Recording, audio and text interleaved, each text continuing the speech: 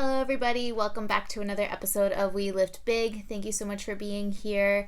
I hope that you are safe, that you are staying cool. We're getting a little bit of a heat wave this week up in the beautiful Sonoma region. I think it's the hottest here it has ever been in the 7 years that I've lived here.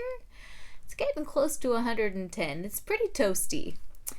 Anyhow, today's episode is going to be a little bit shorter. What I wanted to talk about today is a parable that has now come up twice in my readings. I believe Brene Brown talked about this in her book, Dare to Lead, and I just heard it in a book I'm reading called Reboot, The Leadership and Art of Growing Up by Colonna. Also a really brilliant book, and I'll put the links for both of those down below if you want to learn more.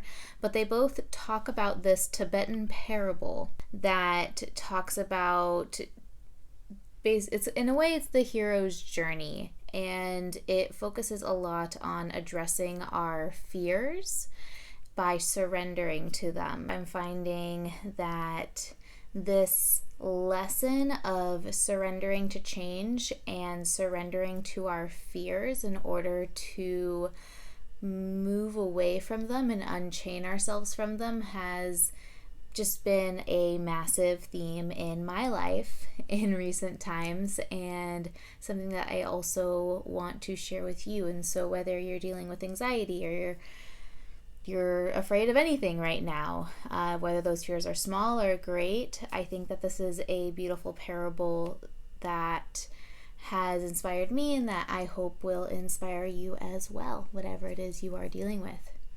So I am paraphrasing this from the website tricycle.org. I will link it down below, and so if you're interested in the article. And so, to dive into it, one day, Milarepa left his cave to gather firewood, and when he returned, he found that the cave had been taken over by demons.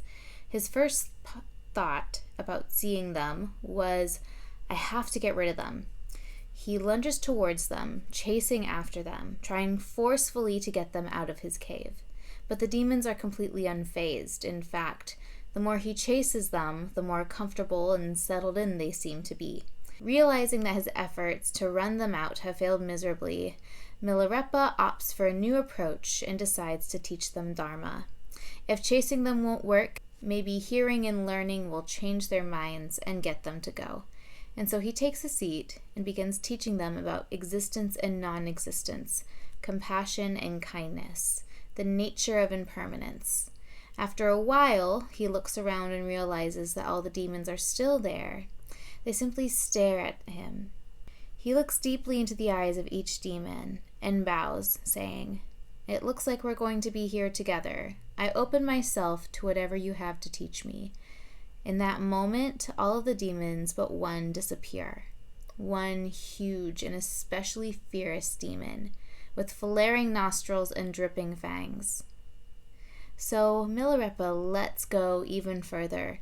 Stepping over to the largest demon, he offers himself completely, holding nothing back. Eat me if you wish, as he places his head in the demon's mouth. And at that moment, the largest demon bows low and dissolves into space. What I think is so powerful about this parable is that it talks a lot about the stages we go through when addressing our fears. And so, again, this is no matter big or small. Oftentimes, the bigger the fear, the more time it takes for us to deal with whatever that fear is. But the stages that we ultimately tend to go through is, first, we try to ignore it, suppress it, push it under the rug. It's all right, I'll deal with this later, kind of a thing. And of course, that never really works with fear or with any sort of emotions. They usually come back and bite you in the butt. And so then once that doesn't work, we try to manipulate the fears and say, oh, well, it's not as much as it used to be, or it's actually like I can look at it from all these different perspectives and it makes it not so bad. And although that may work in some cases, that also doesn't necessarily get rid of our fears. Our fears are still there. We're just trying to manipulate them and suppress them because we couldn't push them under the rug, but maybe we can turn them into a lamp. I don't know.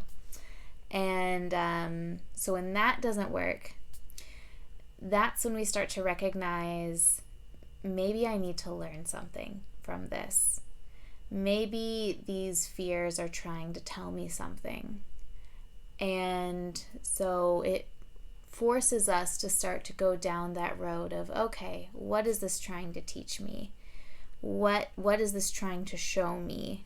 And at that point, depending on the fear, it may or may not start to fade away because you've gotten out of it what you need to. But when it comes to our greatest fears, the ones that we're most afraid to tackle, the only way that I know to best eliminate that fear from your life or to move through it is to completely surrender to it. And you have to do that by focusing on what you are most afraid of. And I talked about this a bit last week when I was talking about fail setting. When it comes to our greatest fears, we can't run from them. We can't manipulate them. We can learn from them, but just learning from them alone is not going to get them out of our lives. If we really want certain fears in our lives to let us be, we have to surrender ourselves to them. We have to focus on them with all of our might. And yes, that is scary. It's terrifying. It's emotional. It can be a lot of different things, but it is something that we have to do. And so this week, I want you to look at something in your life that you are afraid of. And I want you to focus on it, journal on it, whatever that thing may be.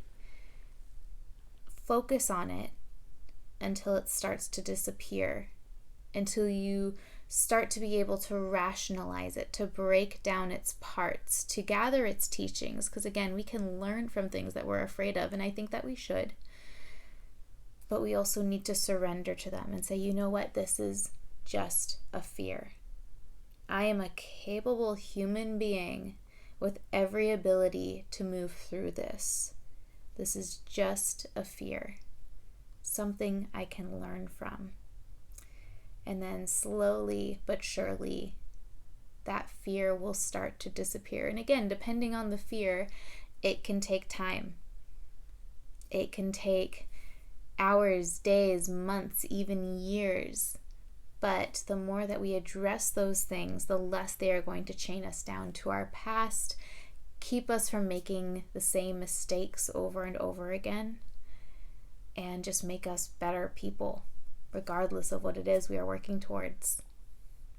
And with that, thank you again for tuning in today. I hope that you found this short and sweet podcast inspiring. I hope that this inspires you to look at elements in your life. And that's really what this podcast is about. Like, I love having both the fitness element and the motivation, intuitive element. And whenever something is really prevalent in my life, I like to dig into it. I like to do research. I like to challenge it and find ways that I can continue to overcome my fears and anxieties and just whatever is going on in my life, and celebrate all of the good things and share that with you all. So with all that being said, I love you so much, and I will see you next week. Peace.